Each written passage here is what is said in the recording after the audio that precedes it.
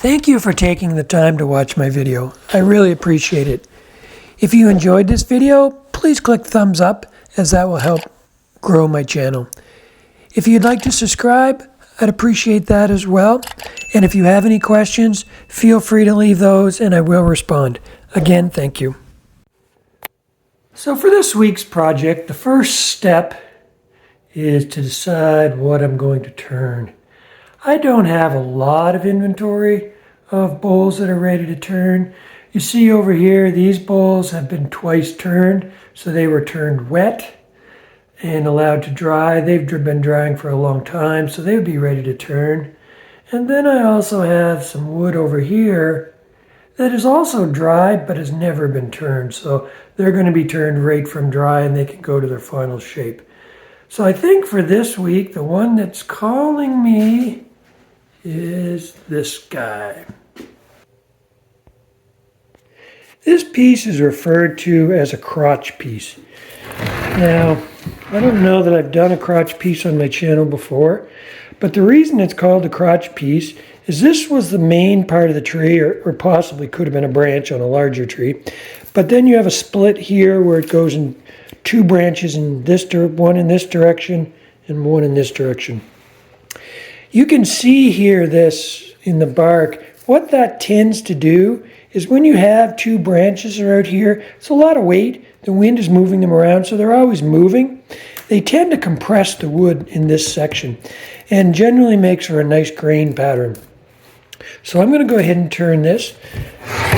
Now, it's birch, so typically I don't like to do live edge with bark on with birch because birch doesn't have a nice bark. It could still be live edge just without the bark. I can see some other things in here. Where this crotch piece was, there's actually bark inclusions down in here. So as that tree was moving, there would have been some openings and it actually would have grew some bark down in here to seal that up. So there is some bark inclusion there. This has already been cut flat. Someone else cut this for me, so they've already made some decisions for me. So my choices are whether this is going to be the top of the bowl or the bottom of the bowl. You can see it's not very thick, so that's really my only choice, top or bottom. And you can also see that it gets fairly thin over here in this section. So I'm thinking that this will be the bottom of the bowl and that this will be the top of the bowl. You do want to spend a little bit of time looking at this to start with, just to make some decisions. How am I going to mount it on the lathe? What's the top? What's the bottom? How am I going to get the maximum amount of wood out of it? Is there anything I need to avoid right off the beginning? So if I choose this as the top, chances are that's going to go because there's going to be a circle here. So that'll be scooped out. So that will go, most likely that. But what that's going to mean is down on the sides here where that interesting crotch piece grain, which would come into at least here, will be visible on the side of the bowl underneath here. So I think that's what I'm going to do. I'm going to go ahead and drill a hole in the center here and then put it on the bandsaw, make it round-ish, and then put it on the lathe. My original plan was to mount this bowl on a worm screw, and that's what I was drilling the hole for. But you're going to see later on that I changed my mind on that. Normally I would do this on the drill press, but because the top was so uneven, I just did it by hand, and that worked out fine.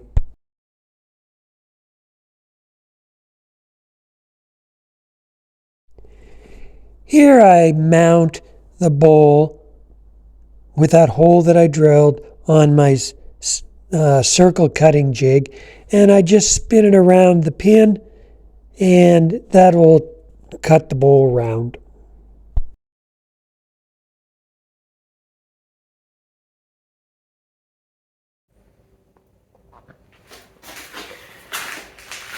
So I debated on whether to leave this footage from earlier on the bandsaw in. Because even after I cut it on the bandsaw, it was still very out of balance. Out of balance because it wasn't flat on this end, and also because of the density differences in the wood. So out of balance that I didn't trust the worm screw to hold it. So I ended up gluing it, hot melt gluing it onto a waste block. This is still going to be my top. Usually I do that on the bottom, but because of the way the wood is, it's still going to be my top. But now I knocked off the lumps on the side, so now it's turning a lot smoother, and now I'll be able to round it out, shape the outside, turn a tenon, and then cut it off the waste block and flip it around. Here I'm putting a final surface on the outside of the bowl using my negative rake scraper, also doing a little bit of final shaping. The negative rake scraper does a good job in giving a nice smooth finish, although this wood was so dense that the finish would have been very good regardless of what tool I used.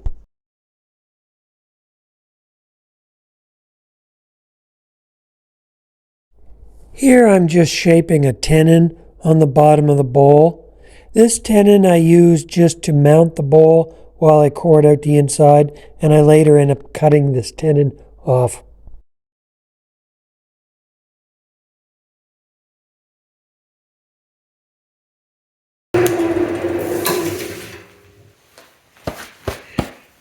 So this is going to have some features.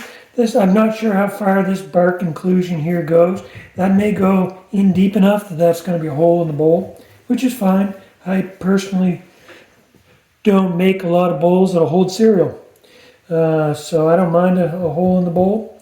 And I'm definitely going to have a hole in the rim because this bark inclusion here comes in quite a way, so that's going to be a feature to the bowl as well.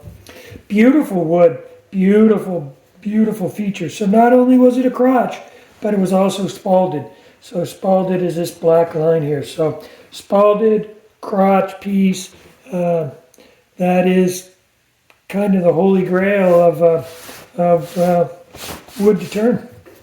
So we'll go ahead and do a little bit more work on the outside here, smoothing it up, sand it up, maybe even get ready to apply the finish before we flip it over to do the inside.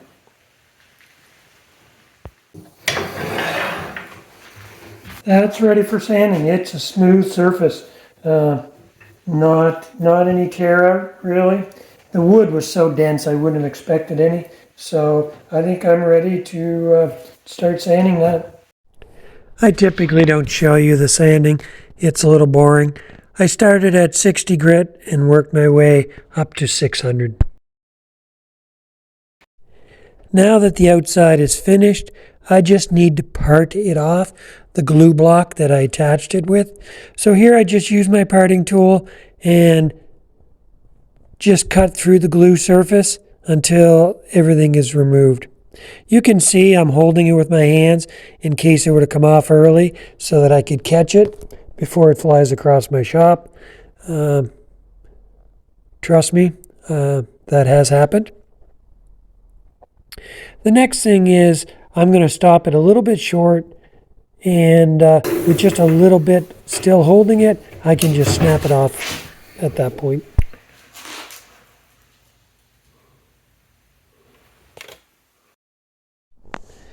So here I am starting to gouge out the inside of the bowl. You can see that my tailstock is still engaged. That just really helps to maintain stability until I've removed a significant amount of weight. With a lot of the inside already gouged out, here the tailstock is removed, and then that allows me to get to the final thickness and to the final depth.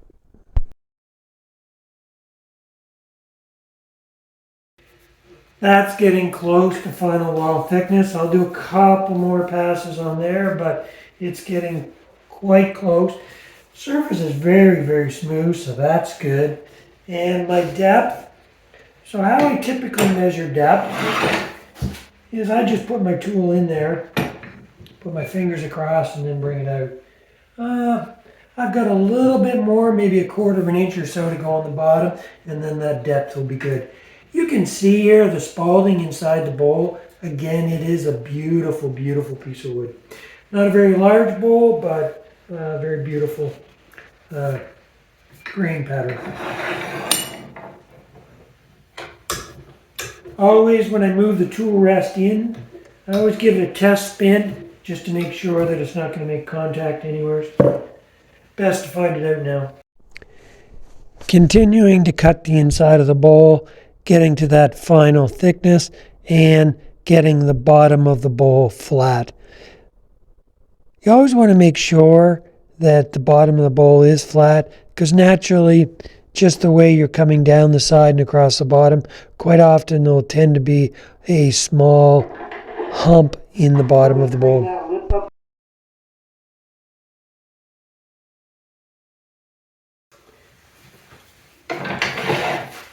I want to clean that lip up a bit. Here's some bark inclusion that we talked about earlier, and there's a bit here as well, but fairly smooth now. I can see that lip is still fairly thick.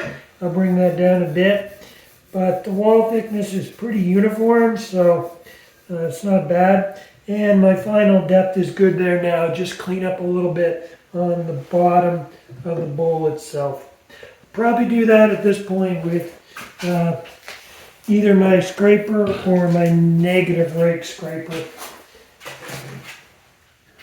And we'll come back once that's done. For those that follow my channel on a regular basis, you'll be familiar with this, but I have an abrasive paste which I made myself, which I have a video for that as well on how this was made. This is equivalent of about wet sanding to 1,000 grit. So I'm just going to take some of this abrasive paste and rub it on. Usually rub it in a bit first before turning it on, because otherwise if there's any on it, it'll just spin off.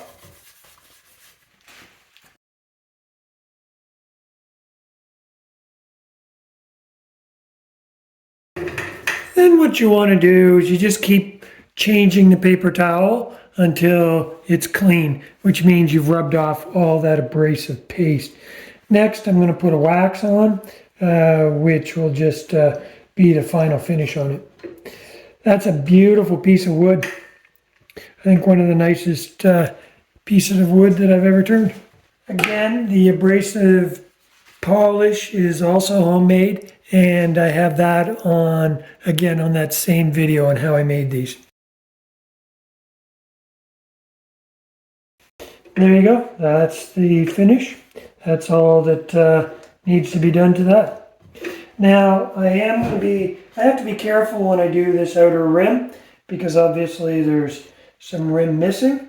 So I do have to be careful with that, but I'll go ahead and apply the finish there and do the inside, and then we'll come back and take a look at the finished bowl. So this is the bowl mounted in my coal jaws.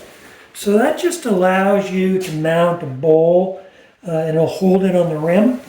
Now, depending on the bowl, you want to make sure the rim is flat. And this one was.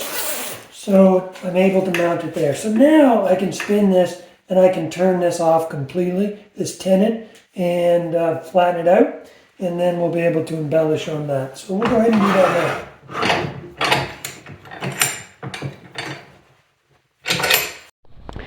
So here I'm just cutting the tenon off the bottom.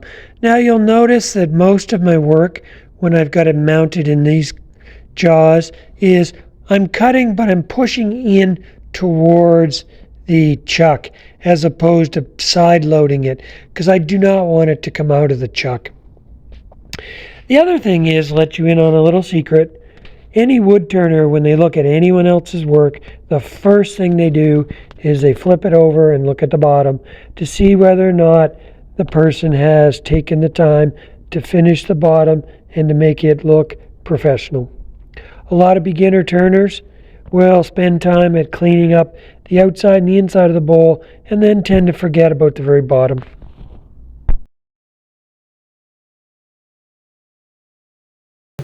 That's pretty flat there now. I do have a little tiny hump right in the very center. I actually want to make it a little convex. You don't want the bowl to be rocking.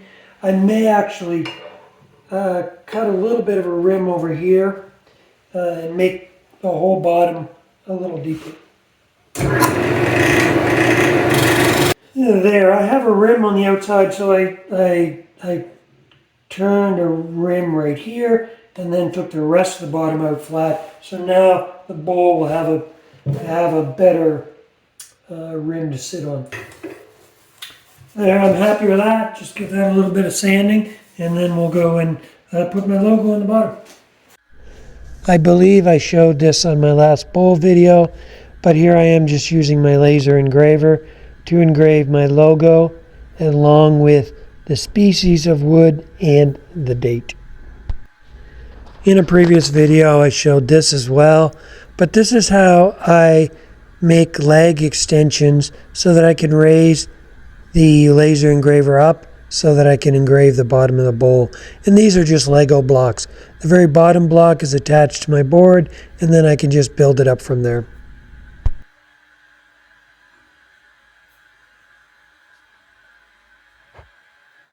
Here's the logo engraved on the bottom. I would have liked to have centered it a bit better. Next time I'll pay a little more attention to that. I think this may be the prettiest wood that I've ever turned. It's, as I mentioned before, it's spalted birch. It's also a crotch piece, which gives it lots of figuring. It's got bark inclusions, and the finish and coloring of this bowl just turned out very well. This bowl is for sale for anyone that's interested, and I'll be posting that on Facebook.